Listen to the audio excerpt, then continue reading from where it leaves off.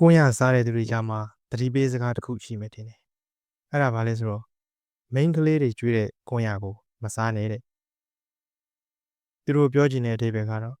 မိန်းကလေးတွေကဒီထဲမှာဆွဲဆောင်တဲ့ဆေးတွေကိုထည့်ထားမယ်။သူ့ကိုတန်းဆွဲဖြစ်သွားမယ်။အဲ့လိုပုံစံမျိုးပြောကြတာဖြစ်တယ်။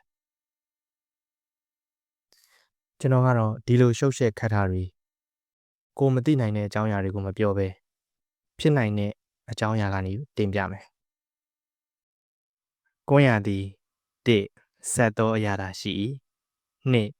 ခါသောအရာသာရှိ၏3ပူ၏4ချို၏5ငန်၏6ဖန်သောအရာသာရှိ၏ခွန်လေးကိုပယ်တတ်၏8တလိပ်ကိုဖြည့်ဆည်းတတ်၏9ပိုးကိုပယ်တတ်၏10မကောင်းသောအနံ့ကိုပယ်၏11ဂရင်း၏အစဉ်တန်စာဖြစ်၏12ဂရင်း၌အညီအကျေးကိုပယ်၏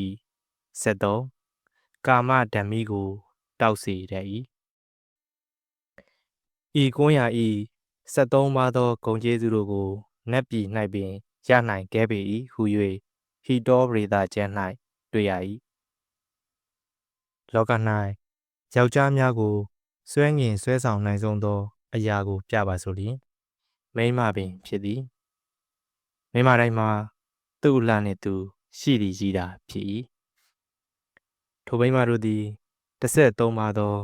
ဂုံကျေးဇူးနှင့်ပြည့်စုံသောနတ်ပြည်၌ပင်ရရှိနိုင်ရန်ခဲရင်သောကိုးရာကိုကျွေးသည်ရှိသောယောက်ျားများသည်အဘယ်ကြောင့်ထိုမိန်းမရဲ့အလှကိုမမြင်နိုင်ရှိအံ့နီ